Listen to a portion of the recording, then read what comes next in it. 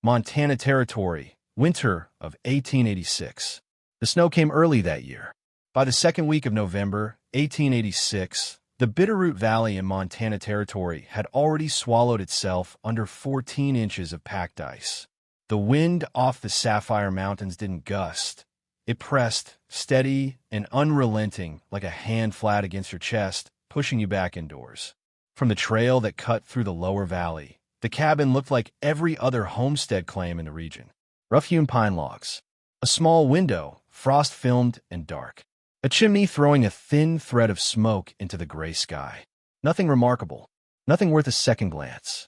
But step inside, and the air would stop you cold. Not with cold, with warmth.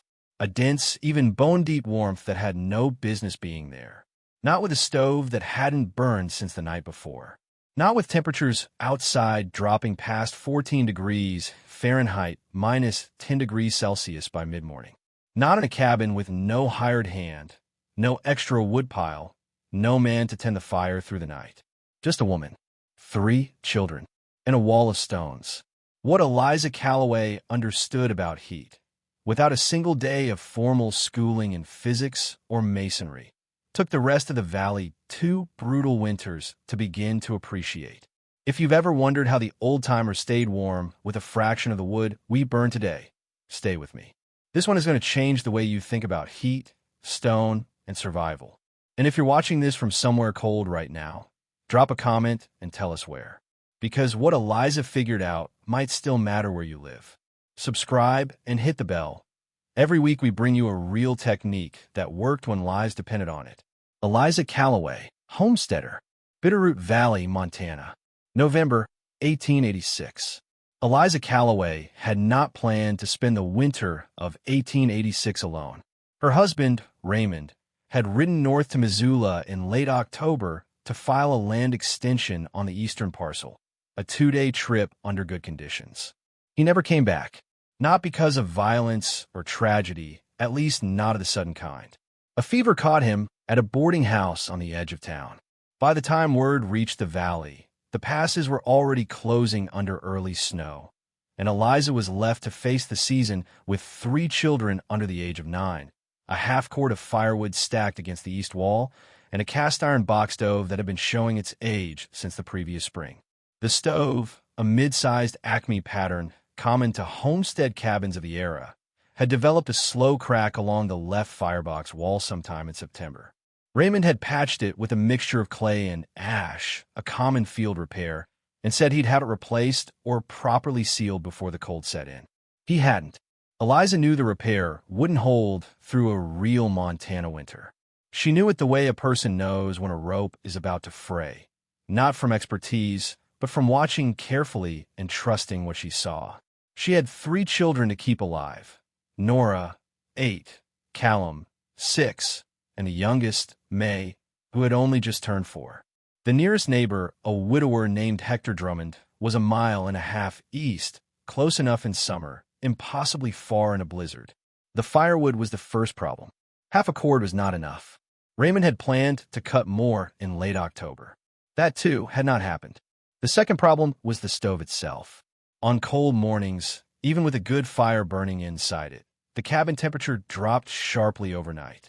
The stove heated the air, but air, as Eliza had noticed without knowing the technical term for it, didn't hold heat.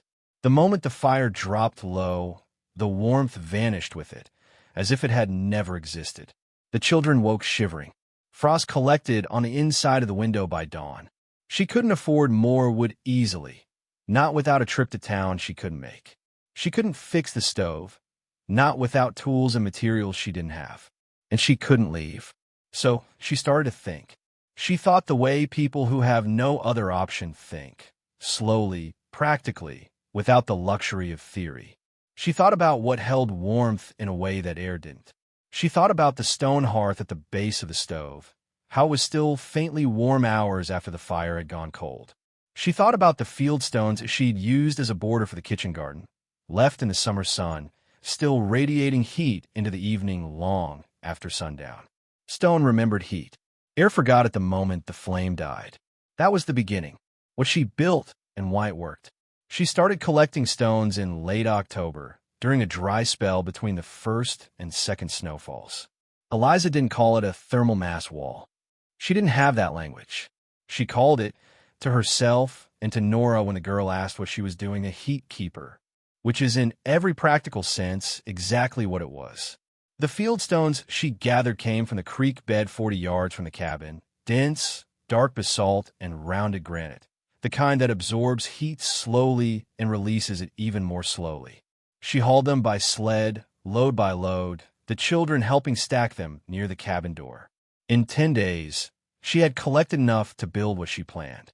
The back wall of the cabin, directly behind the Acme stove, was bare log, uninsulated, the most exposed surface in a room. Heat from the stove radiated outward in every direction, including backward, directly into that log wall, which absorbed a portion and let the rest escape into the cold outside. Eliza's plan was simple. Place the stone between the stove and the log wall. She stacked the field stones, each weighing between 8 and 22 pounds, in a dry stack formation roughly 4 feet wide, 5 feet tall, and 8 to 10 inches deep, leaving a 6-inch air gap between the stone face and the back of the stove. This gap was not accidental. She had noticed that the stones closest to direct flame sometimes cracked from thermal shock. The gap allowed radiant heat to reach the stone surface without direct contact, and it also allowed a small convective current, warm air rising between the stove and the wall, to circulate heat into the upper portion of the room. The total weight of the stone wall, approximately 1,800 to 2,200 pounds, by reasonable estimate based on the dimensions described in local accounts of the cabin from the following spring. Here is what that massive stone did. In physical terms, Eliza would have described differently, but understood intuitively. Basalt and granite have a specific heat capacity of roughly 0.20 to 0.25 BTU per pound per degree Fahrenheit. A 2,000-pound wall of such stone, heated from 40 degrees Fahrenheit 4 degrees Celsius to 120 degrees Fahrenheit 49 degrees Celsius over the course of a 4-hour morning fire, stores approximately 32,000 to 40,000 BTU of thermal energy. That is the equivalent of burning through nearly a full cord of wood, except the energy is already stored, already inside the room, already waiting to be released slowly through the night. A standard cast-iron stove of the 1880s, burning the same wood, would release most of that heat directly into the air, and the air, unable to hold it, would let it leak through every crack and seam in the cabin walls within 2 to 3 hours of the fire dying down. The stone wall didn't let go that fast. Oral accounts gathered by a local schoolteacher named Agnes Merritt in 1903, who interviewed Eliza directly, described the effect this way.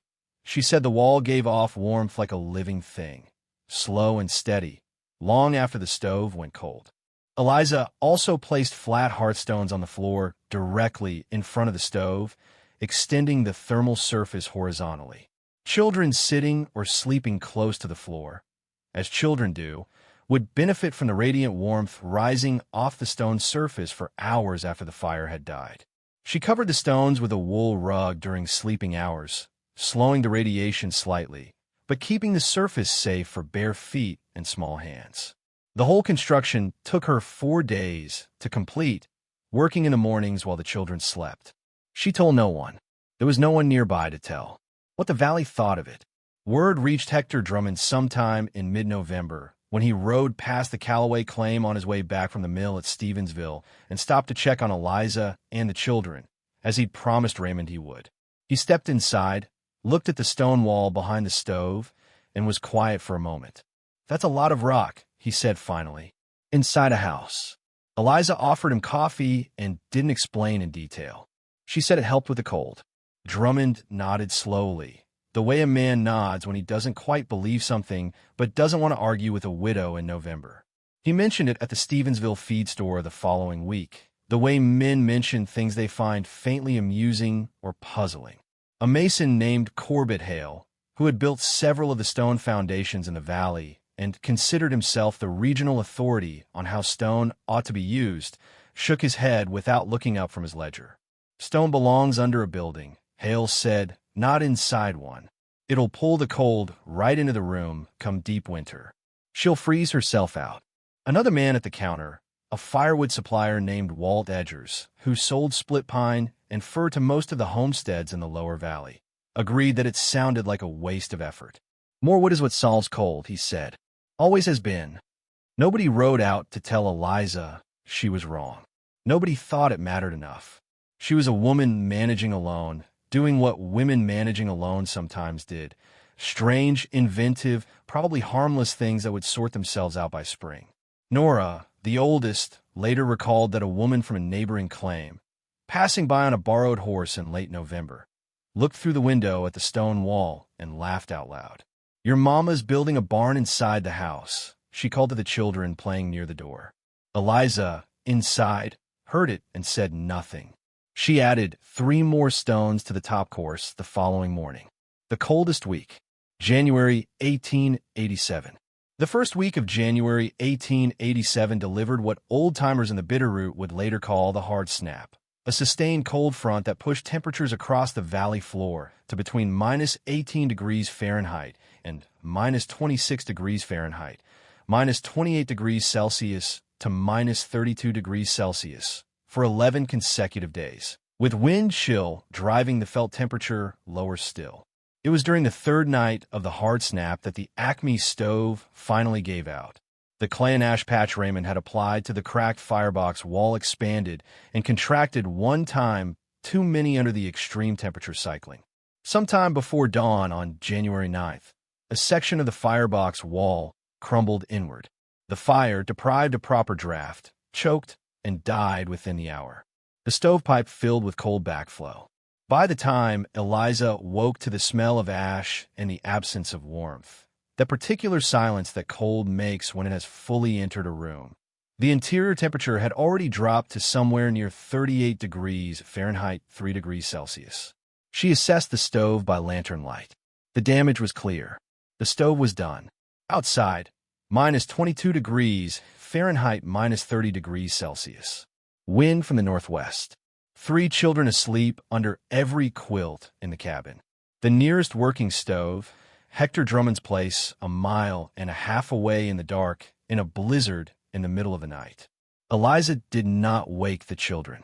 She banked the broken stove's remaining coals as best she could in a clay pot, set it near the stone wall, and waited. The wall was warm. Not hot, warm. The way a boulder in full August sun feels at dusk. Dense, steady, patient. She pressed both palms flat against it.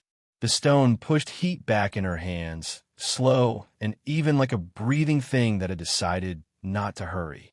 She pulled the children's quilts tighter, moved May's cot closer to the wall, and sat with her back against the stone through the rest of the night. At 7 a.m., when gray light finally came through the frost-filmed window, the cabin interior was holding at 48 degrees Fahrenheit, 9 degrees Celsius. The stove had been cold for over 5 hours. The wall had not. Stay with me, because the number that came next is the one that changed how the entire valley thought about stone, heat, and what a woman alone in winter could figure out that the rest of them had missed. If you haven't subscribed yet, do it now. This is exactly the kind of thing we bring you every week. Real solutions, real history, real proof. What the cold measured, what the valley could not deny.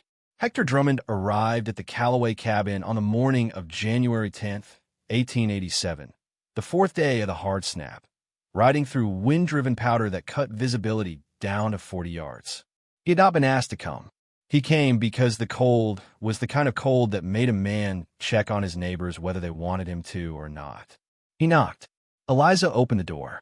The warmth that met him in the doorway stopped him the same way it would have stopped anyone, with the sudden, almost disorienting sensation of stepping from one world into another. Outside, -21 degrees Fahrenheit, -29 degrees Celsius. Inside, a steady, ambient warmth he could not immediately explain because the stove behind Eliza, he could see it clearly from the doorframe, was cold. No smoke, no glow at the grate. A clay pot of bank coals sat near the base of the stone wall, barely alive, contributing almost nothing. Drummond had a thermometer, a simple mercury column he used to track overnight lows at his own property. He still had it in his coat pocket. He held it out into the center of the Callaway cabin and waited. The mercury settled at 51 degrees Fahrenheit, 10.5 degrees Celsius. The stove had been dead for approximately 30 hours. He looked at the wall. He looked at Eliza. He looked at the children eating cornmeal at the table, unhurried, unbothered, May still in her wool socks, Nora reading aloud from a primer near the stone surface. "Ow," was all he said. Eliza pointed at the wall. What Drummond recorded in a letter to his brother in Butte, a letter that survived and was referenced by local historian Mabel Orton in a 1931 county history, puts the comparison in plain terms. His own cabin, with a functioning cast-iron stove burning regularly through the same cold snap, had dropped to 34 degrees Fahrenheit, 1 degree Celsius on the morning of January 9th after the fire went low overnight. He had burned through nearly a full cord of split fir in the first week of January alone. Eliza, with a broken stove and a stone wall, had maintained an interior temperature 17 degrees Fahrenheit warmer than his, on zero wood burned in the previous 30 hours. He spent 2 hours in the cabin that morning. Before he left, he walked slowly around the stone wall, pressing his palms against different sections of it, measuring warmth with his hands the way a man measures something he doesn't quite have words for yet. The upper stones were cooler. The lower courses, closer to where the stove had radiated during its last burning days, were the warmest, still pushing heat into the room at a rate he could feel 6 inches from the surface. She'd put the heat in the stone, he wrote to his brother, and the stone gave it back slow, the whole night through and into the next day. I don't know what to call it, but it works. By the end of the hard snap, 11 days of sustained sub-zero temperatures across the valley, Eliza Callaway had consumed less than a quarter cord of wood in total for the month of January. Her neighbors with functioning stoves and no stone mass had burned between 3/4 and a full cord each during the same period. The wall had not only kept the children alive through a stove failure at -22 degrees Fahrenheit, -30 degrees Celsius. It had done so on a fraction of the fuel anyone in the valley thought possible. When the valley stopped laughing and started stacking, spring came late to the Bitterroot in 1887. Not until the second week of April did the lower trail thaw enough for reliable travel. And when it did, people started moving again, which meant people started talking. Drummond had not been quiet about what he'd seen at the Callaway cabin. He was not the kind of man who kept useful information to himself, especially not through a winter that had tested everyone in the valley. By the time the mud dried and neighbors began visiting again, the story of the stone wall, the broken stove, the 30 hours of warmth, the 51 degrees Fahrenheit reading on a -21 degrees Fahrenheit morning, had already made its way through most of the homesteads within a 5-mile radius. Corbett Hale, the mason who had declared in November that stone inside a house would pull the cold into the room, rode out to see the Callaway cabin himself in early May. He spent the better part of an afternoon examining the wall, the coursing, the air gap behind it, the hearthstone floor extension, the way Eliza had oriented the densest stones toward the stove's primary radiant face. He said very little while he was there. Eliza offered him coffee and let him look. He left without admitting anything directly. But local accounts note that by the following autumn, the foundation stonework Hale completed on 2 new cabins in the Stevensville area included interior thermal walls, rough-stacked fieldstone partitions placed behind or beside the primary stoves with deliberate air gaps. He called them heat partitions in conversation. He did not mention Eliza Callaway by name. Walt Edgers, the firewood supplier who had laughed at the idea in November, found his winter sales to the lower valley properties noticeably reduced over the following 2 seasons.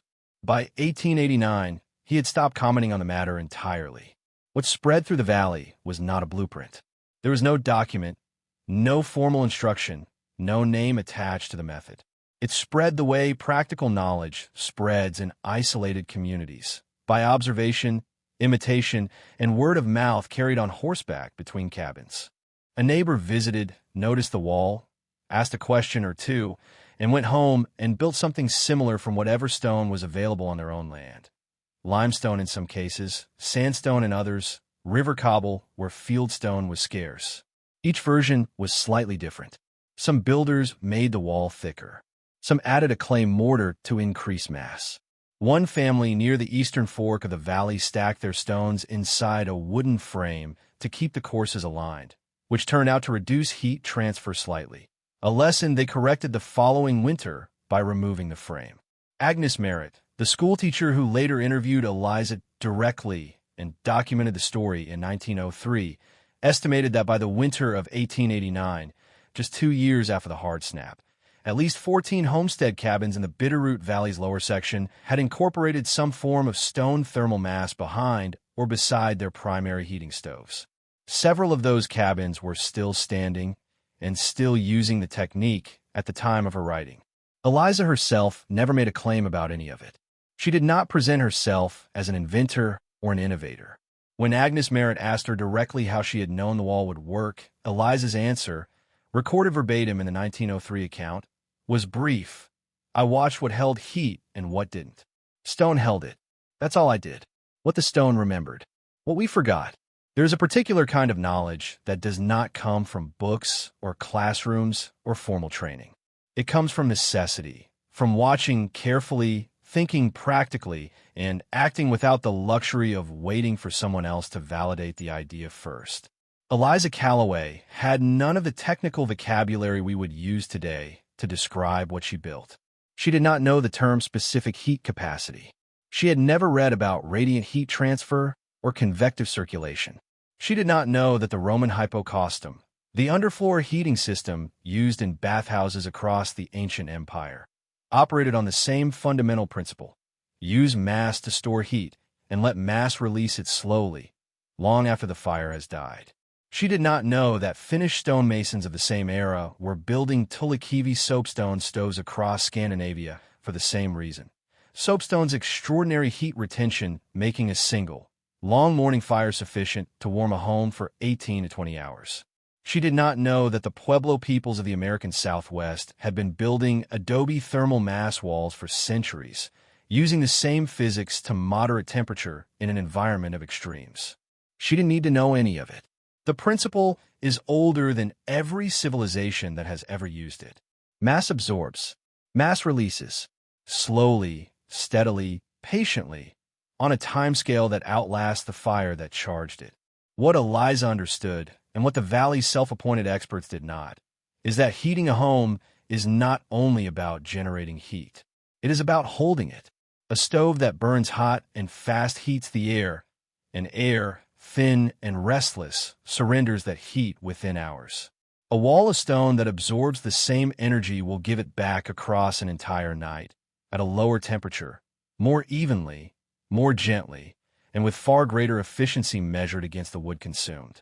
The crack in Raymond Calloway's stove was, in the end, the most instructive thing that happened to that family in the winter of 1886.